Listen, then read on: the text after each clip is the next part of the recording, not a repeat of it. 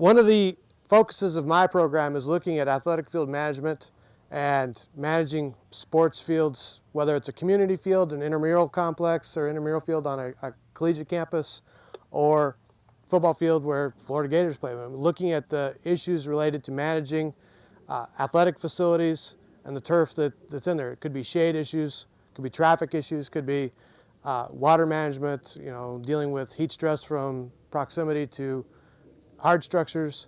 And so the project that I'm going to be putting in here is going to be a project addressing the issue of managing traffic on athletic fields. And if you look at athletic fields on a community scale, whether it's your city maintained facilities or your county maintained facilities, there's a combination of nitrogen and management practices that go into that, and that does not always match well with the amount of play that those facilities receive.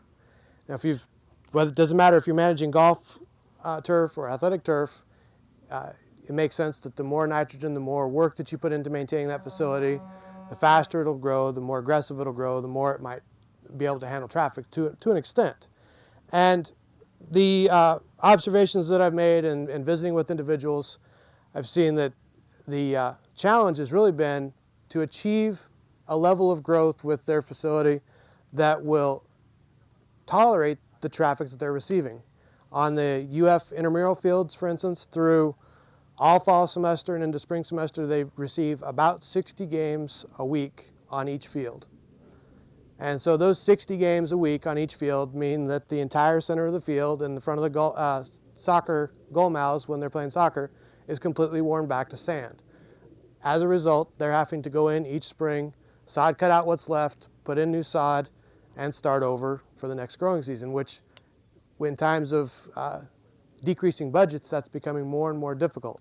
If you look at the county park system, they may receive not the same level of traffic, but they still receive an intense amount of traffic, and they may not have the same budget for fertilizer. So now if you cut back on the fertilizer program and you're still receiving an intense amount of traffic, you may still end up with that bare sand soil in the center of the field because the grass is not being fed enough to try to outgrow that.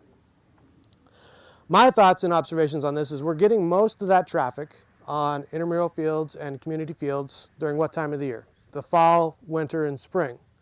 Well, that's probably the least opportune time when we're looking at trying to maintain Bermuda grass, which most of our athletic fields in this part of the country are. They're either Tifway 419 or something else, unless it's a really low maintenance facility.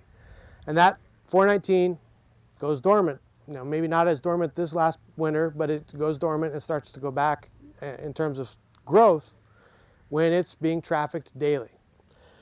Looking at the different cultivars that are currently on the market, the seeded type Bermuda grasses appear to have increased cold tolerance. They stay green a little bit longer into the winter, and they come out of dormancy a little bit more quickly in the summer.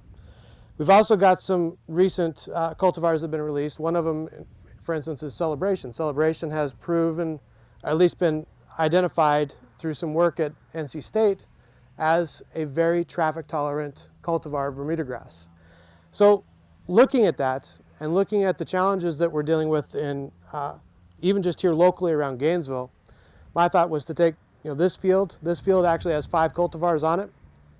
Starting at the end, the first 20 yards of this field is Bermuda Triangle. It's a seeded type Bermuda grass. The next 20 yards, which I'm standing on, is 419, Tifway 419. It's a vegetative type. Starting actually right here, going across the center of the field is Princess, a seeded type cultivar. Then we have Celebration, which is that darker green one, the next 20 yards. And the last 20 down at the end are Riviera, which is another seeded type. Looking at these, which have been established now for about 2 years, I'm going to come into this. We've got an artificial traffic simulator, and we're going to establish varying levels of traffic. And on top of those levels of traffic, we're going to put different types of fertilizer and fertilizer rates. So we're going to look at fertilizer source and fertilizer rate of application and try to see if within a given cultivar, there's a combination of fertilizer programming and traffic that will maintain quality throughout the growing season. In addition to the project that's going on here, I have cooperators with the UF intramural fields on the McGuire Field on the UF campus, and then it'll probably be one of the fields at the Jonesville Soccer Complex, which is between Gainesville and Newberry, cooperating with the county. We're going to put in replicated strips of probably between 3 and 5 cultivars of Bermuda grass, and then do fertility on that. Now the challenge with those fields is going to be the fact that I have no control over the traffic. I've got agreements with them to track the number of games, or and try to help get an idea of the amount of traffic in terms of hours of play that are going on that to the extent that they can.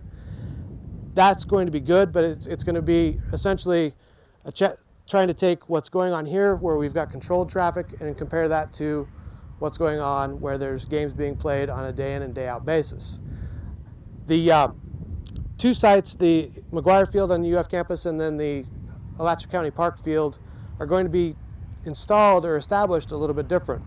The McGuire Field has already been sprayed, and the Tifway 419 has been removed to the extent we've sprayed it twice now to try and kill the 419 to the extent that we can. We'll establish a seed bed and seed or sprig into that, depending on whether it's a seeded or vegetative type. On the Alachua County Park Field, looking at that, we're going to scalp the 419 back and seed into it, directly seed into it or sprig into it, with the thought that with the McGuire Field, for instance, I basically have had to ask them to shut their field down for 12 to 16 weeks. By the time I've sprayed it twice, established a seed bed, and then get the grass to grow back into it. If on a county park facility we could go into that and either seed into it or sprig into it with a cultivar that may handle the combination of climate, traffic, and fertility a little bit better than 419 has in that given type of circumstance, that may give the opportunity on those types of facilities where they may not care so much that it's a even, green, completely uniform surface, where they're more interested in a safe, playable surface that may have a little bit of difference in color or a little difference in texture variation, but they can maintain it and maintain a safe, playable surface. That might give us some opportunities to manage those and establish in a shorter period of time.